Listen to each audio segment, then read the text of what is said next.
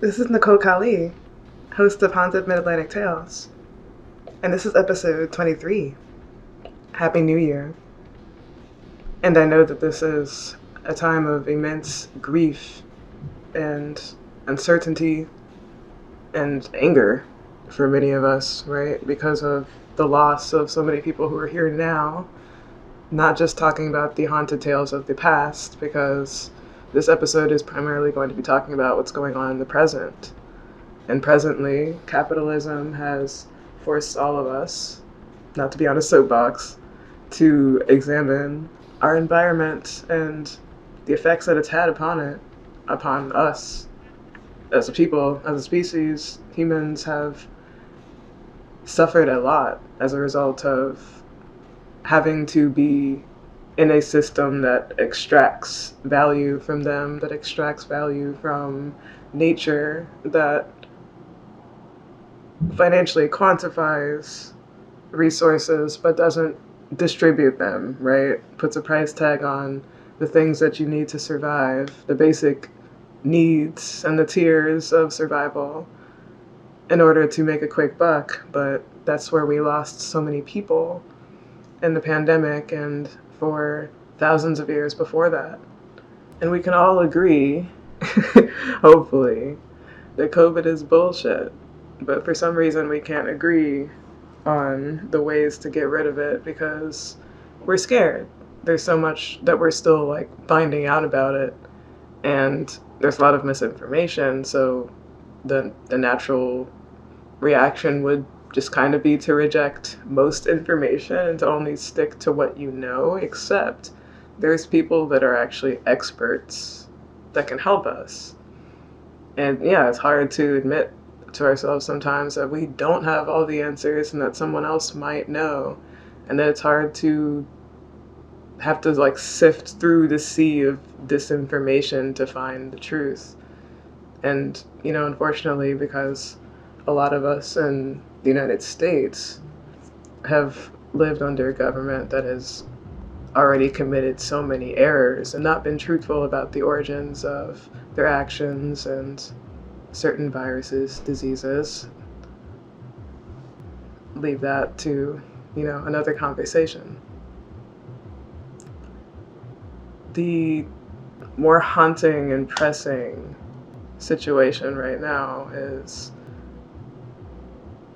where we are going to find meaning and where spirituality is going to meet death, because a really wise person called Decolonizer said that there's definitely like a whitewashing and a sanitization going on around death and the neutrality that absolutely isn't present for some situations. Death isn't really neutral when it's happening under an oppressive system. There's factors that led it to occur. Death isn't neutral when it's being, engineered and it's preventable on a day-to-day basis, but the gaps aren't being filled to stop the death. I would say that me, like personally, my experiences, my brushes with the spirit world, I think are just residual memories. They're imprints of decisions that were made by beings who either had unfinished business or wanted people to know what happened, like the truth as it was experienced at that time. Delve into spirituality, not just for the instant gratification and the perception of what it looks like. People seeing us be spiritual and the trends, I guess you could say, of New Age spirituality, really understand why, especially for Indigenous people, our beliefs were made fun of and we were taken from our beliefs. Why couldn't we hold on to Yoruba, right? Why couldn't we hold on to the different like Akan belief systems in Western Africa? It's largely because it had such power and relevance to us in a metaphysical sense. There's a social order that corresponded to spirituality, and to be completely removed from that and have to start over again is a very soul-wrenching and disorienting thing. It was done purposefully. And, like, that's centuries ago. Many of us are sewing together that diasporic timeline now, and it's difficult if there's no real roadmap, You're making it as you go along.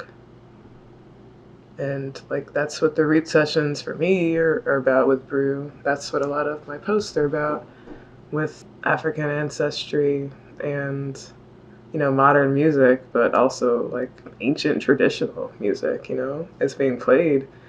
And here now, it sounds new, it sounds fresh, like Nora Mint Semali from Mauritania.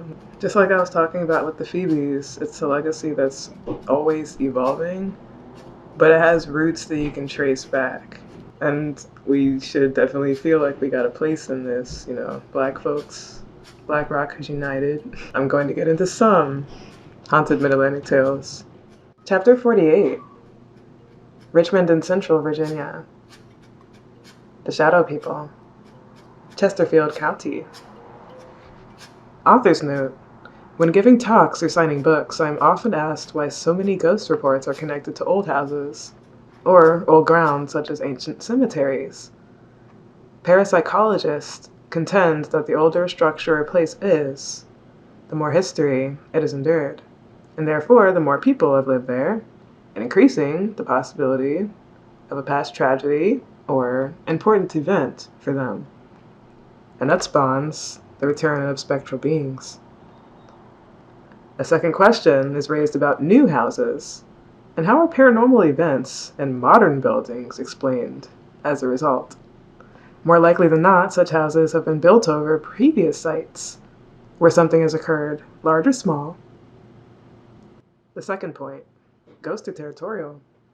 They're almost always tied to a certain house or spot or point in time. It's extremely rare for them to rove. And these notes to ponder are prelude to the following account that's reported in the press in October 2005.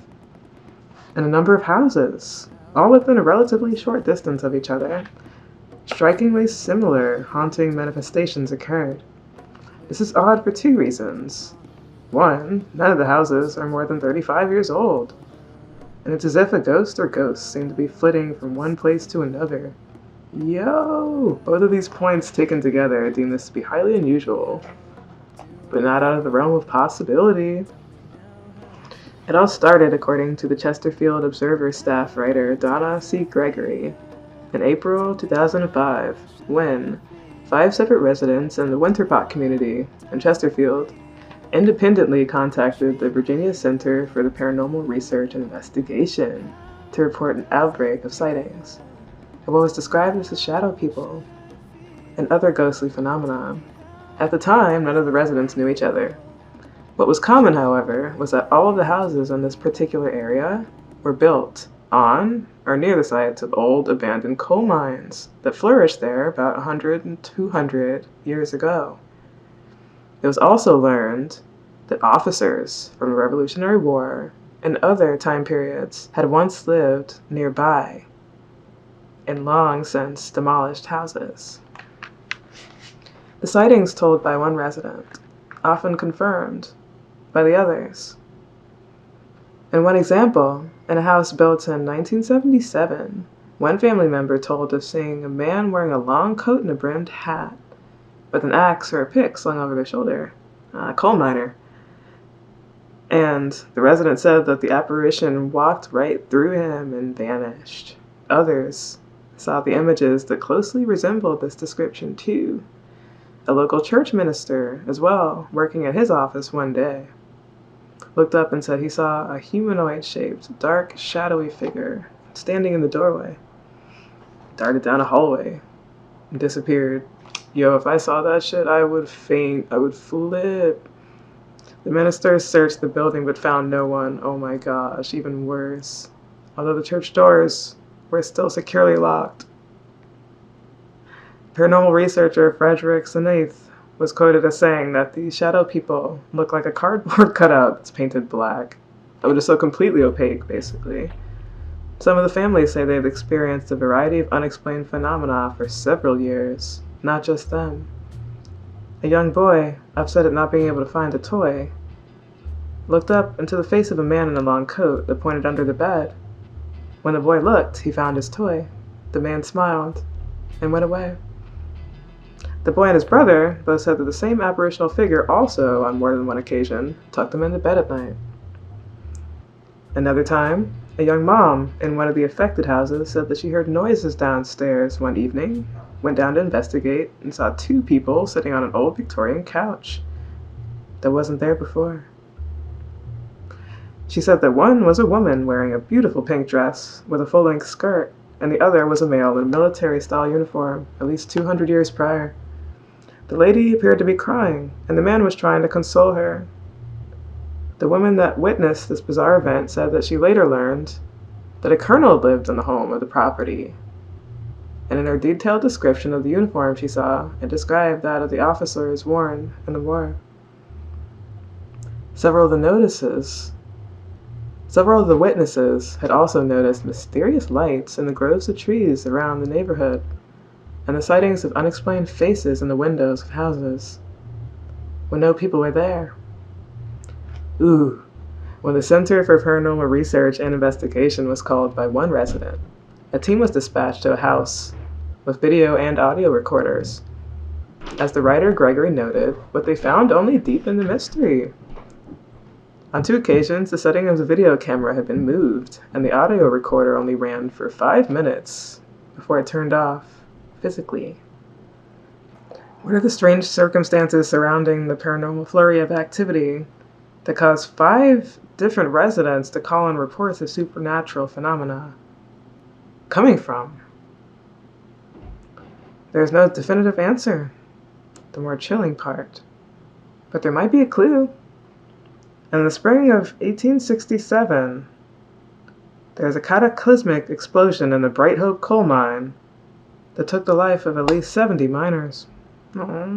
Bright Hope was located and was now the Winter Park development in Chesterfield County. It should also be noticed that the ghostly encounters were made known 138 years later, on the same week, the anniversary of the coal mine explosion. And the neighborhood is also near a Revolutionary War cemetery.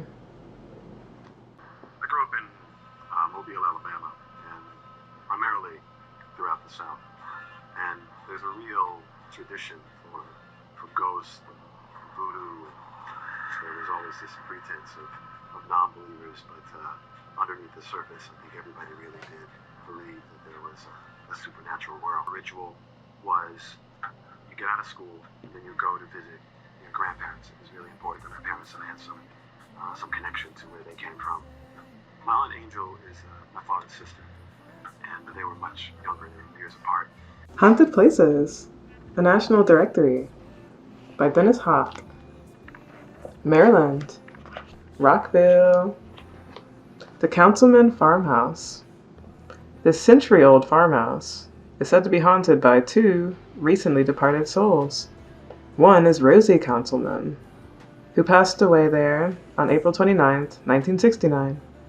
The other is Jack Payton, who passed away in the master bedroom 7 years later. The current owner, Ned Williams, said that many spooky things happen in the house. His dogs sensed the presence of the spirits, and once, a house sitter ran from the premises altogether when he encountered them. Rockville is in Montgomery County, northwest of Washington, D.C., just off I-270. The old farmhouse is on Bradley Boulevard, and it's part of the October Ghost Stores, operated by the Montgomery County Historical Society. D.C., personal story, Columbia Heights. My friend Jacques and Jay lived in a mansion that was broken down into apartments. And Jay had always lived in the basement, and before they moved out, they'd always said that there's a spirit that occupied the space down there with them that they knew would open doors and just kind of, in shadow form, exist in the same room and kind of down the hallway, etc. And I never really confirmed it until the last time that I had personally been in the house. And I wish that I had more time with them to just, kind of after me and Jock had gone out to, just chill and have a good time. And I was like, just kind of missing Jay. So I went down there just to, like, say goodbye for last time because Jock was moving out as well. And it just kind of clicked why Jay said that it was haunted. It was a sound on the door that, like, leads to the outside of the apartment near the bathroom where I was.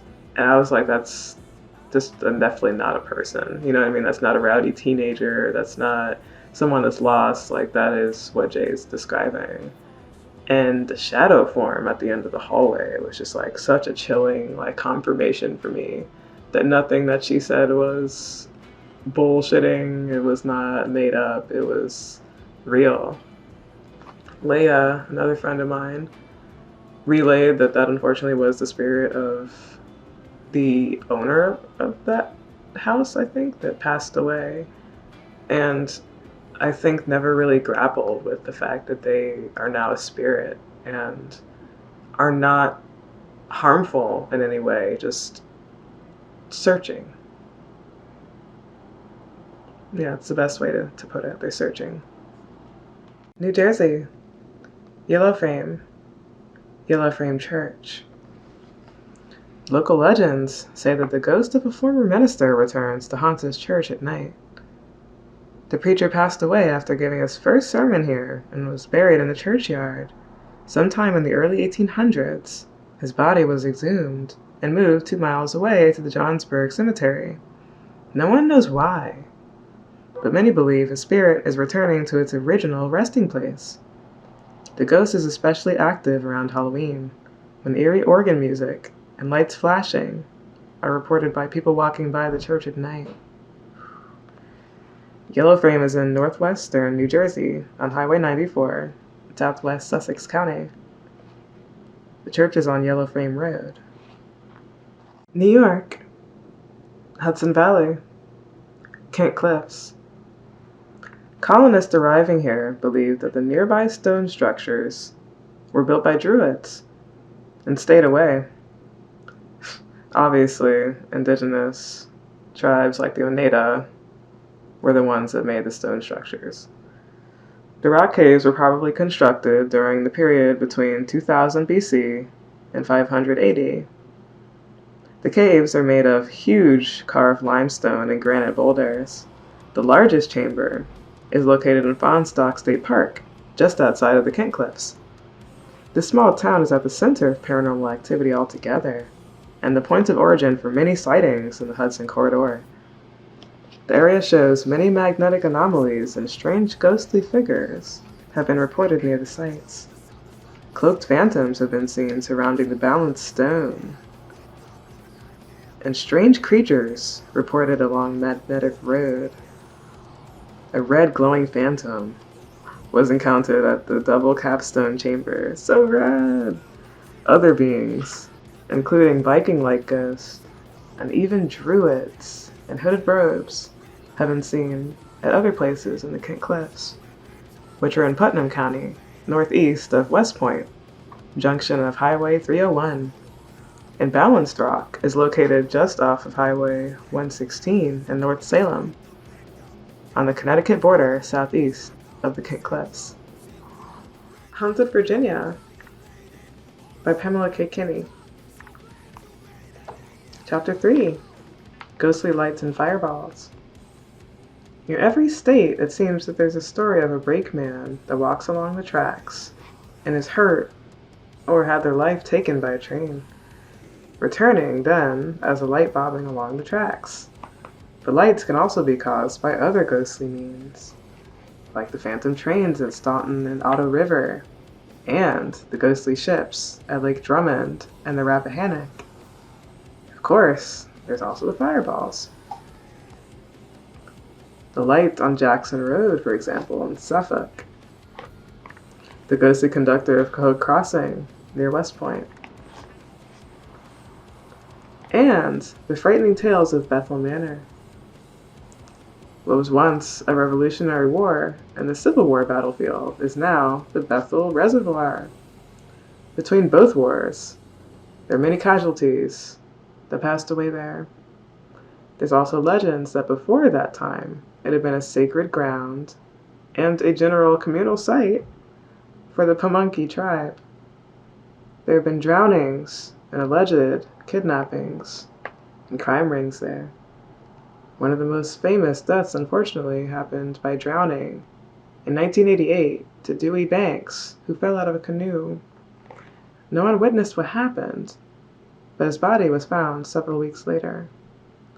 What has this to do with making the area a place to avoid, other than that of a place of bad karma and samsara? Other strange occurrences, then, have been reported there, is why, including weird fog and lightning balls. So the next time that you want to go fishing at the Bethel Reservoir, watch out for those ghostly lights and fireballs. And that is this chapter of Haunted Mid-Atlantic Tales. Tune in for the Phoebe's interview, and take care of yourself out there, right? Rock on. Don't let the panini get you down.